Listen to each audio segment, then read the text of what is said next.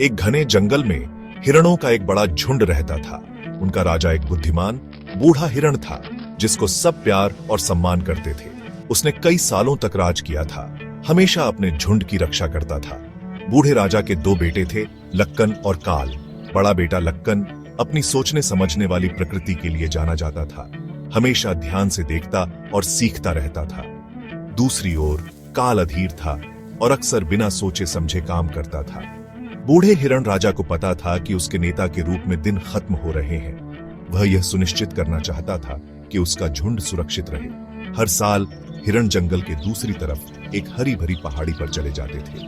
यह पहाड़ी भरपूर भोजन और शिकारियों से सुरक्षा प्रदान करती थी। यह एक लंबी और खतरनाक यात्रा थी, खासकर छोटे और बूढ़े हिरणों के लिए। सालाना प्रवास का समय नजदीक आ रहा था। बूढ़े हिरण राजा ने अपने बेटों को अपने पास बुलाया। मेरे बेटो, उसने कहा, उसकी आवाज चिंता से भरी हुई थी। मैं अब बूढ़ा और कमजोर हो रहा हूं, अपने झुंड को हरी पहाड़ी की सुरक्षा तक ले जाने के लिए।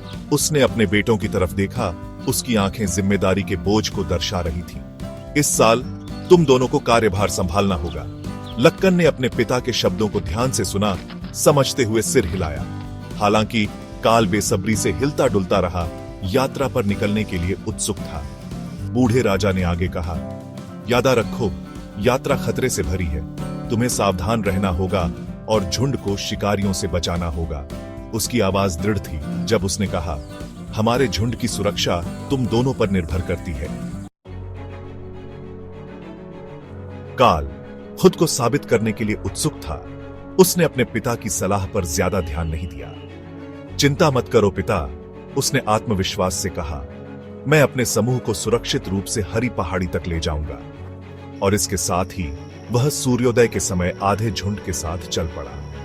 काल जल्दी से पहाड़ी पर पहुंचना चाहता था, इसलिए उसने दिन में यात्रा करने का फैसला किया। उसने जंगल में छिपे खतरों को नजरअंदाज कर दिया। सूरज आसमान में ऊपर चढ़ गया, उनके रास्ते पर लंबी परछाइयां डालता हुआ। खतरे से अनजान काल का समूह शिकारियों के लिए आसान निशाना बन गया। जंगल में जोर की आवाजें गूंजी जब शिकारियों ने अनसुने हिरणों के लिए जाल बिछाए।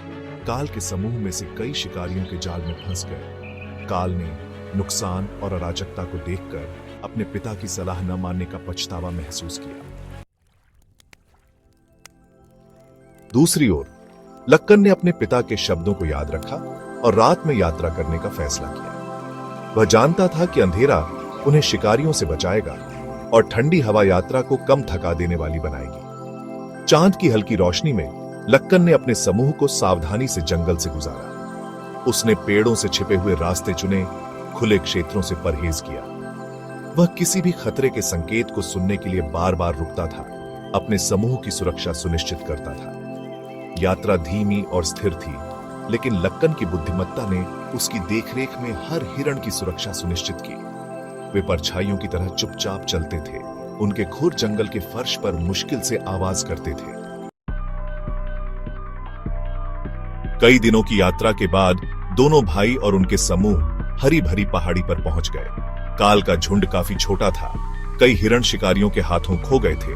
उसने शर्म से अपना सिर झुका लिया, अपनी लापरवाही के परिणामों को समझते हुए।